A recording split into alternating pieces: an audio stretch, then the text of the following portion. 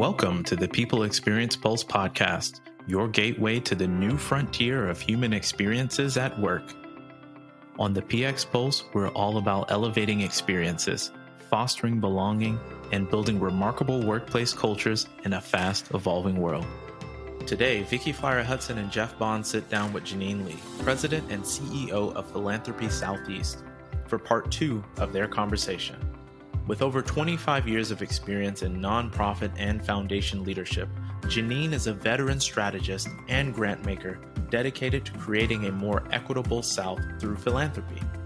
In today's episode, Vicki, Jeff, and Janine explore inclusion, equity, and Philanthropy Southeast's journey towards creating a culture of belonging. The recent name change to Philanthropy Southeast reflects a broader vision of diverse participation in philanthropic work.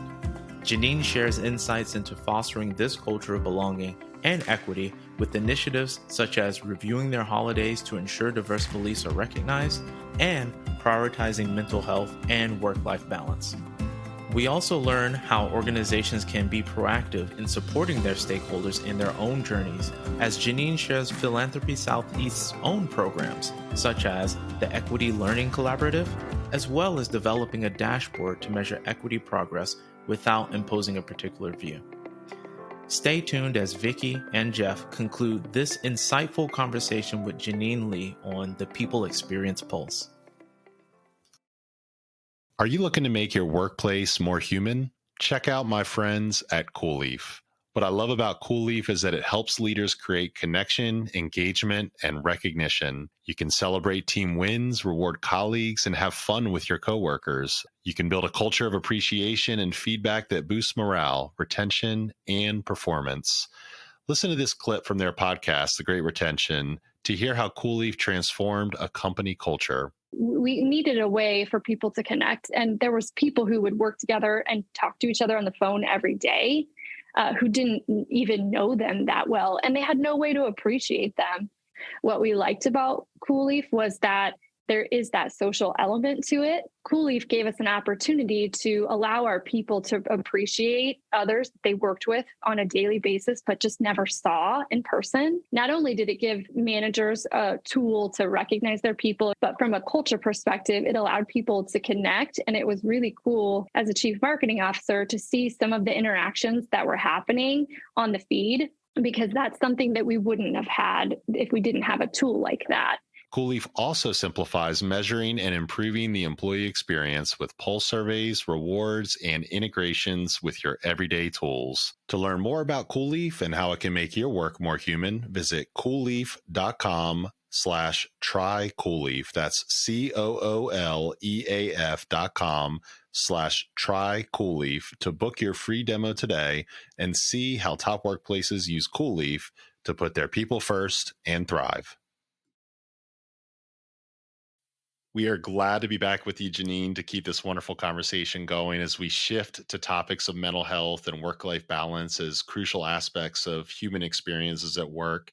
I wanted to first just acknowledge how amazing some of your points were in the last conversation about philanthropy standing for the love of humanity and how you really updated all of the things that you were doing from within your organization, from your employee handbook to building a new competency base and equity framework that's rolling out, and just ensuring that the behaviors that you are talking to your members about are shared within and that are lived out. So I wanted to first just commend you for that wonderful conversation and point that you made. It meant so much to me as a leader. Thank you so much for that. And, one of the things that I'll say about that is just how important it was for us, just as an example, to really take a deep look at our values and our guiding principles as an organization.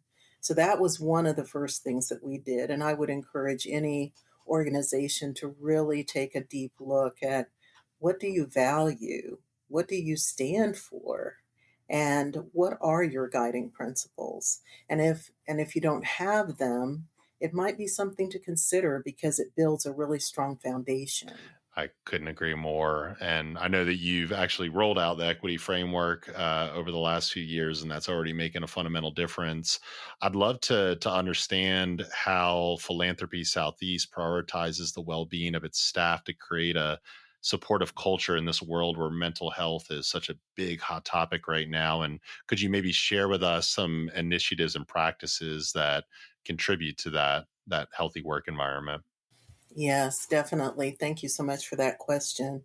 Well, first of all, I will say that as a leader, I do consider my staff and my team, our team, um, our greatest asset. And I'm not just saying that, I feel very strongly about that. And, I've spent a lot of time over the years, now almost 33 years, in philanthropy and or serving it. I've seen great leadership. I've seen very bad examples of leadership.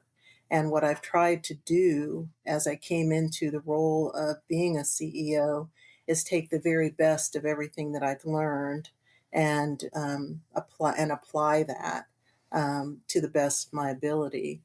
And one of the things that I think is really important is not to see vulnerability as a weakness, but rather a strength, and to be very open and honest in communication at all times, and to lead with integrity.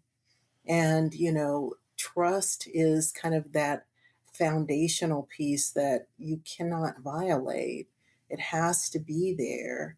And if people see that you're willing to walk that talk, they will walk with you and they will give you everything.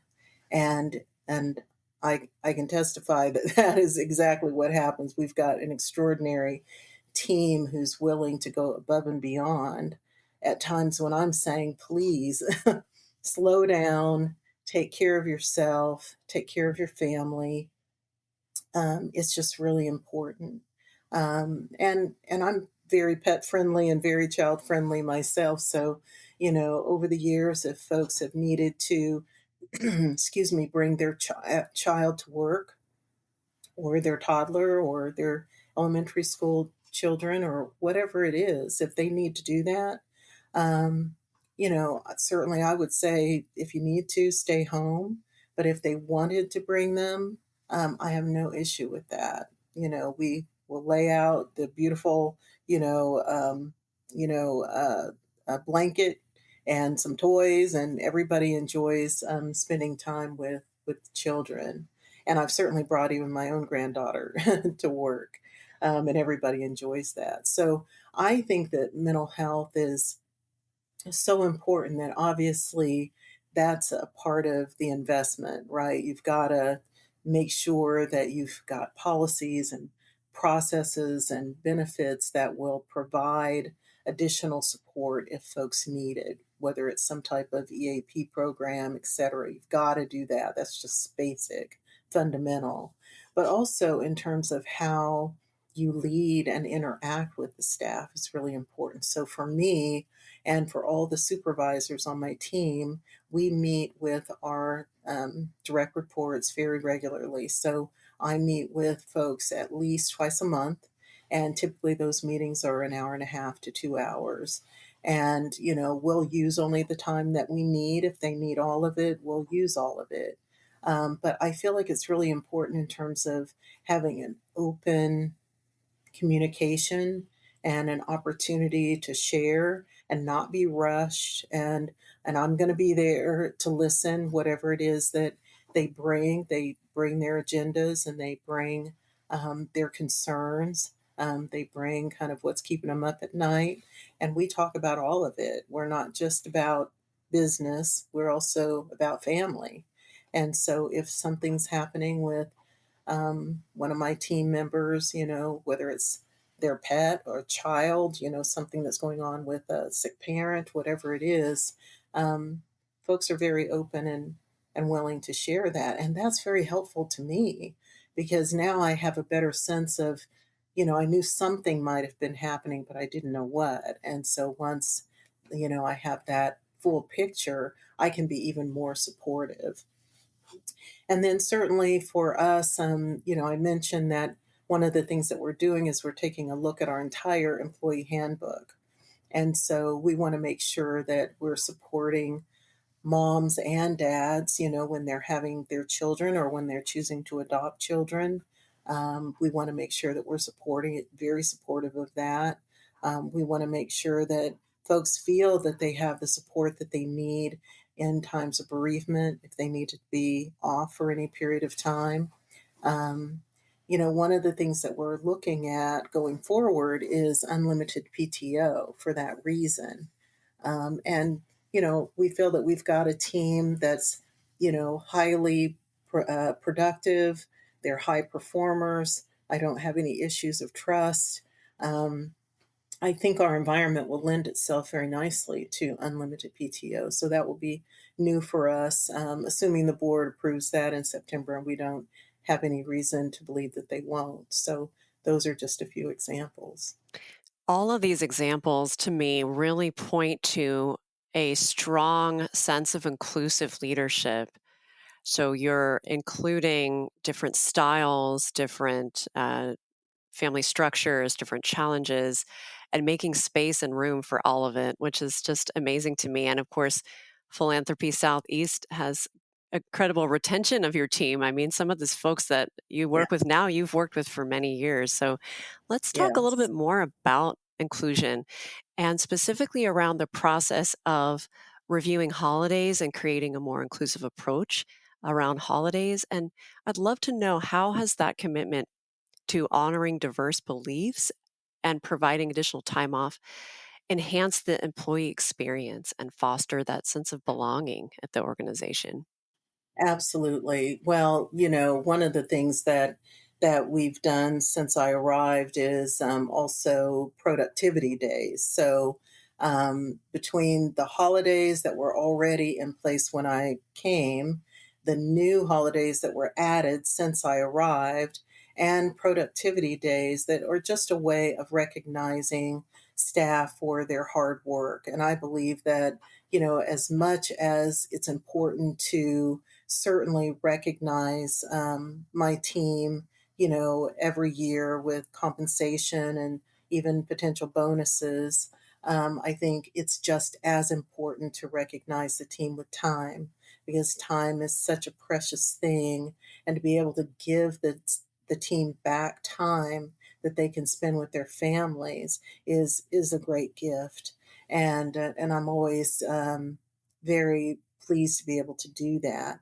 And so whether it's, days following our annual meeting, where I typically give the staff several days following that, or if it's days that are connected to board meetings, as soon as the board meeting ends, then typically I'll give the staff either a day or 2 days that they can take following that. Just different experiences that we're having where I know that folks have worked really hard. They've had to kind of burn the candle at both ends to get it done. I want to make sure that we give them back that time. But with holidays, one of the things that we're doing, which is again coming in this new employee handbook that we're kind of, revising, if you will, we know that we can't acknowledge every single holiday, and we have a lot of them that we do acknowledge. But we want to make sure that we make room for the different, religions and, spiritual experiences that folks want to have as well. And so we're going to be giving time that folks can take themselves for those particular experiences that they want to have for their families. So that will be a new addition as well. Um, but yeah, we've looked at a lot of different holidays, and certainly Juneteenth, I think maybe 2 years ago, was one of the new holidays that we added as well. But we have a lot of time that we give for example, currently our PTO policy does allow folks to carry over about 160 hours, which is also very generous. But we want to make sure that people take their time. We don't necessarily want them to feel compelled to carry it over, but if they needed to, they're not going to lose up to 160 hours. So between the PTO, the holidays, the additional productivity days, you can see that for our organization, time is a very precious I thing. love that we're getting into the tactical, like everything that you're doing within your employee handbook, because I think that's what all of us people experience leaders grapple with within our organizations. It's like, okay, how do we make this practical? What are the steps that we can take that a board would approve and that we can do to make a more inclusive culture? So hearing that is super helpful. And what I hear through that is that it has required a lot of intention by you and your leadership team to really reflect a broader vision for the organization, which also reminds me of the fact that you changed your name. Like, why go through all that unless there's a really good reason to change your name? So can you elaborate on the motivations behind the name change to Philanthropy Southeast and how it aligns with the goal of creating a bigger tent and ensuring diverse participation in philanthropic work? Yes, well, it's so interesting because it really begins with our equity journey. And, when we started the equity journey in kind of late 2016, early 2017, and answered those questions around what do we stand for, what are we willing to fight for, we began the journey with the guiding principles and the values. We, of course, went through a whole series of processes, including traveling around the region, spending time in places like Memphis, Tennessee, and Montgomery, Alabama, and even Jackson, Mississippi, among other places, and spending time with members in those places as well as people in the communities and hearing from them as we, you know, began to develop the framework. And one of the things that we realized was somewhere along the journey that we really probably needed to rethink our whole kind of brand, if you will.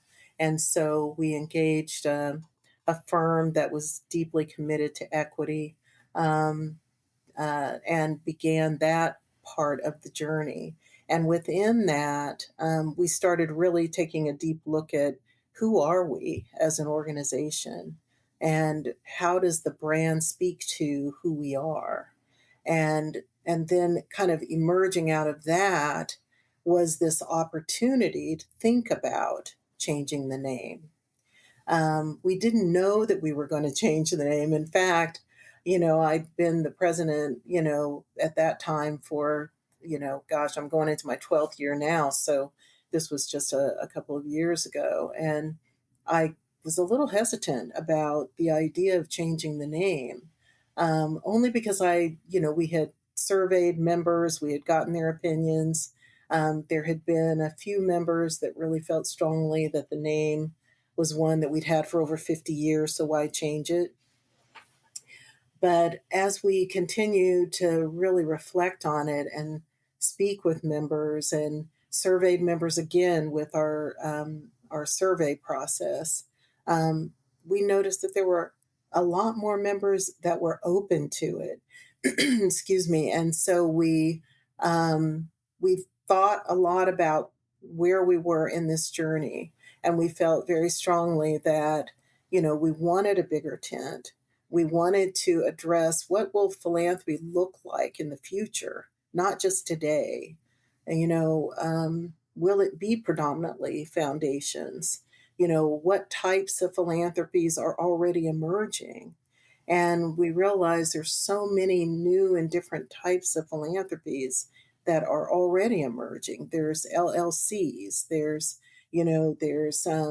a lot of new philanthropic players that are coming into the the sphere, including giving circles. There's certainly even United Ways, that's a form of philanthropy. There's philanthropic advisors. There's students who are learning and interested in philanthropy. How do we get them involved so that they have an opportunity to engage and learn more? And So we really started taking a deep look at this with our membership committee and started outlining some of the different types of philanthropies that are already out there that we would certainly enjoy having as a part of the membership. And students are included in that. Philanthropic advisors are included in that. United Ways are included in that. Giving circles. Giving circles provide a much broader way for more diverse communities to participate in philanthropy as well, because the generational wealth is not necessarily there among a lot of people of color to start their own foundations. And so, we certainly have a growing diversity of leaders inside of philanthropy. But what about those that are actual donors? So individual donors are a part of it as well. And so now we have gotten all of that approved.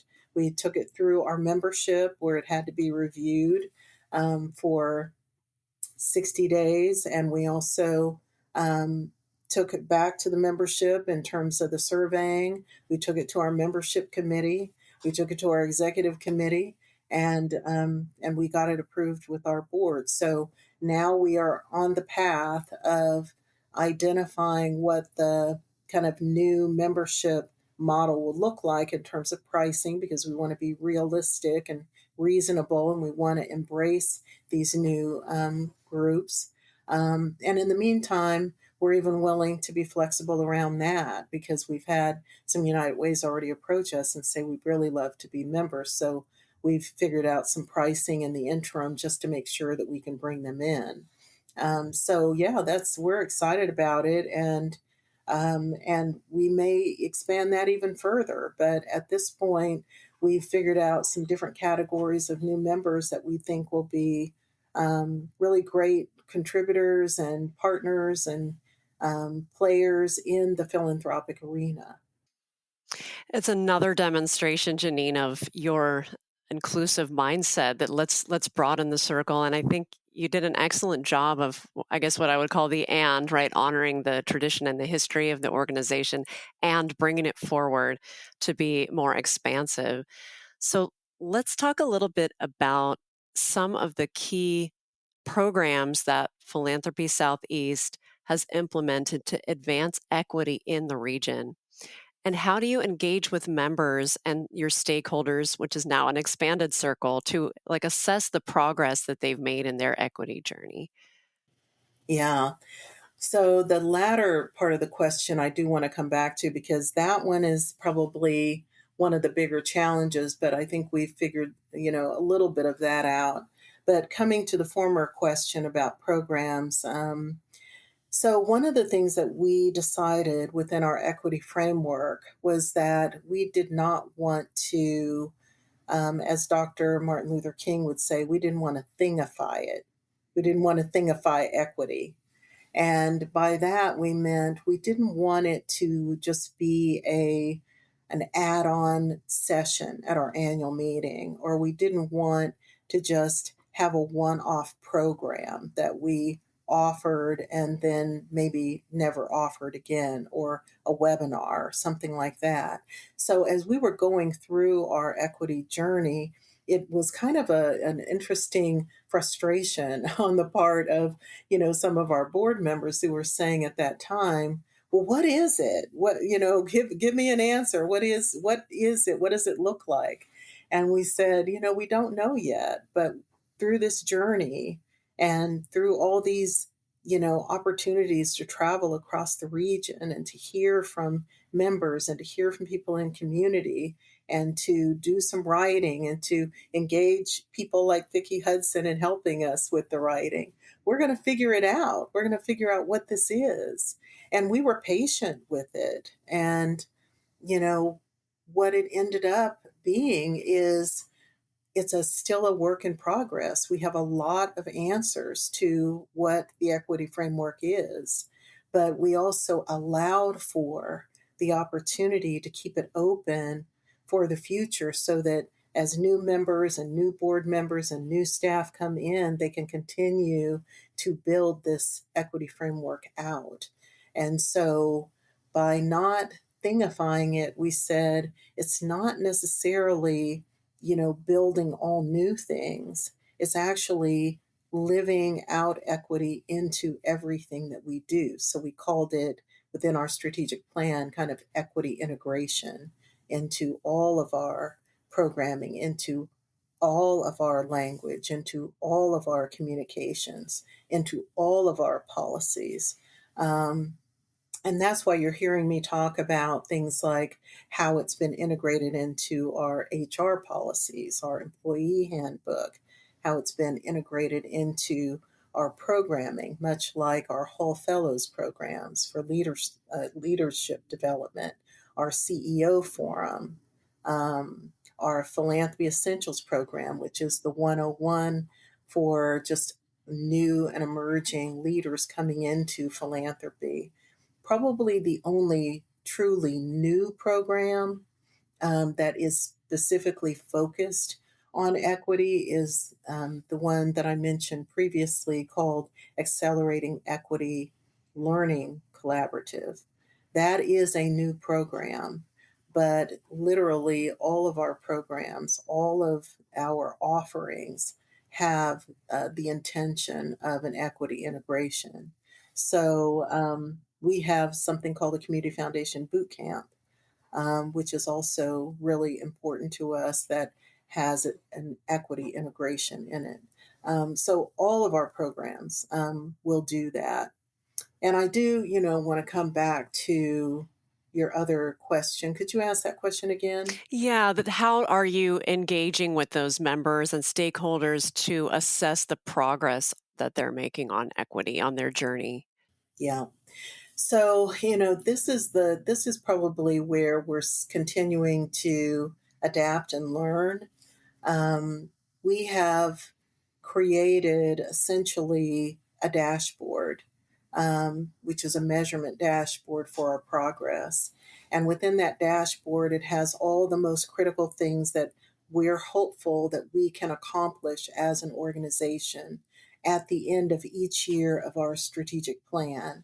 And we had to come up with some measures by which we could try to assess equity within our membership without imposing on the membership a particular point of view. Because also the way that we look at equity is very broad, certainly centering around race, but also including things like disability and including things like LGBTQ. And, it's a very broad definition because we believe in equity for all people. And so, we wanted to be sure that we, centered ourselves well with our members around, all of how we view equity. And the measurement piece with this dashboard does give us an opportunity, mostly through our member survey, to hear from members how are they engaging in equity. What are some of the changes that they're seeing in their communities, in their foundations, in their philanthropies as a result of having been involved with equity? And one of the things that we've learned is that about 82% of our members in the last survey, which would have been 2022, are now communicating that equity is a very essential part of their organizational effectiveness, and that the 82% of our members are on the equity journey. Some that are very early in their journey and others that are very much more advanced. But it's those kinds of questions that we're asking of the membership that we can then communicate back to our board. And so we're going to continue to look for other ways that we can essentially measure that. But in the meantime, what we have found is that, the storytelling is really powerful. And so we just recently completed a trends report, one that I've shared with you all, and some of your audience may be interested in seeing it as well. And in that trends report, it's the voice of members talking about the equity work that they're doing, talking about, their successes, their failures, what they see as opportunities, within the equity space. And so those stories are alive and well within the context of that report. And it's a really beautiful report to read and to hear from the voice of members how they view it. So Jeff and I are smiling for a reason, Janine. I mean, first of all, because you've just shared so much incredible wisdom there, and hearing 82% of these organizations are on that journey is extremely hopeful in a time where, as you said, things are very divisive and polarized and in some way negative. Hearing that statistic is very hopeful. But we're also smiling because you may not know that you are a huge source of inspiration to us, in the sense that when we worked together and you started talking about, not thingifying equity, that was very, very inspiring. And it's something that I had a belief that I had held for a long time. And we kind of ended up integrating that into our business, where we're helping companies uh, rethink and elevate their all hands meetings to be more equitable. So don't just have the same I speakers love all of the that. time. Don't have, feature underrepresented groups. Don't thingify it. Make it in the flow of everything that you do. And you are a Yes. big source of that inspiration. So that's why I I'm love smiling so hearing that. much. That's great. That's So we wonderful. appreciate Yeah. And that love so hearing that much. storytelling is alive and well in your organization too, because we believe that people will actually, that can effectuate change when you can sit back and hear a firsthand account of the impact that it has in people's lives, in addition to the data and measuring your impact and being able to report on that is a really effective blend of Absolutely. strategy and how you're integrating that into growing a sustainable business. And frankly, our businesses have such a powerful platform to change and effectuate the lives of all of the people who work with us, for us, our members, our internal, external stakeholders, how we communicate with them and how we include them within our organization. And that's why we have this show, to talk specifically to people, experienced leaders or executives who oversee that function, if they're a founder or a leader of a small team.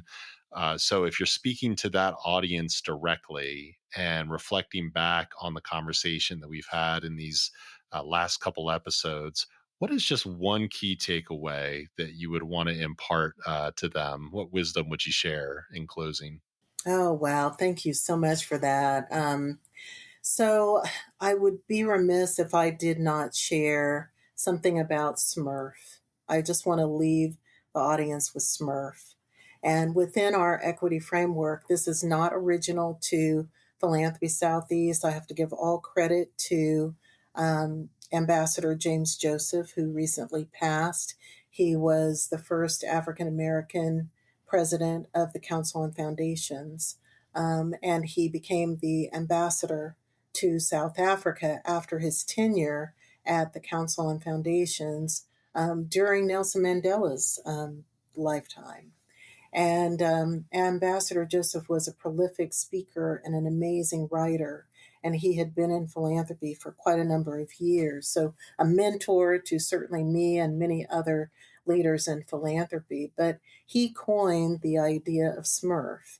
And Smurf is essentially the social capital, the the moral capital, the intellectual capital, the reputational capital, in addition to the financial capital that philanthropy can bring to a change agenda.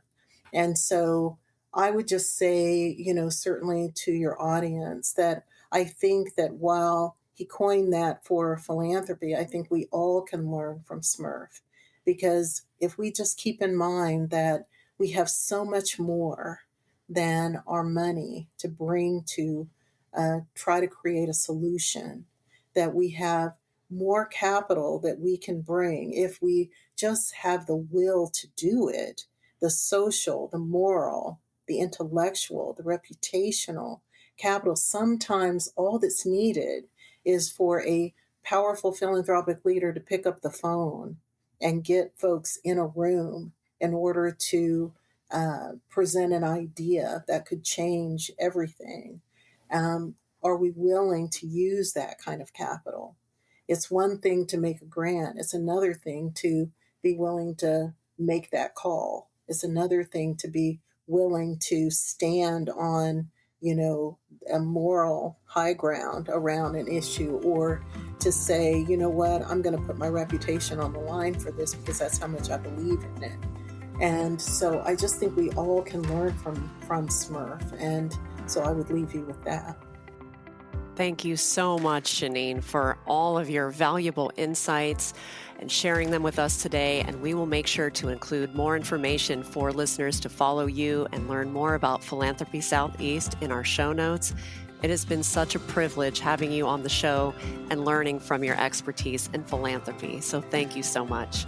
Thank you, Vicki. Thank Thank you, Jeff. I appreciate it very much. Thank you for the invitation. Thank you for joining us for another insightful episode of the People Experience Pulse. We hope the words shared in this episode have inspired you as much as they've inspired us. Now the real challenge begins, putting what you've learned into practice. The change you create, no matter how small, could be the spark that ignites an exceptional people experience in your organization and beyond. If you found value in today's conversation, we'd greatly appreciate it if you took a moment to rate and review us on Apple Podcasts or wherever you listen. Your feedback helps us deliver high-value content and reach more listeners like you. You can find other inspiring episodes and additional resources at our website, thepxpulse.com. Join our community at thepxpulse.com. Thank you again for joining us on the People Experience Pulse. Until next time, remember, the heartbeat of any organization is its people. Let's make every pulse count.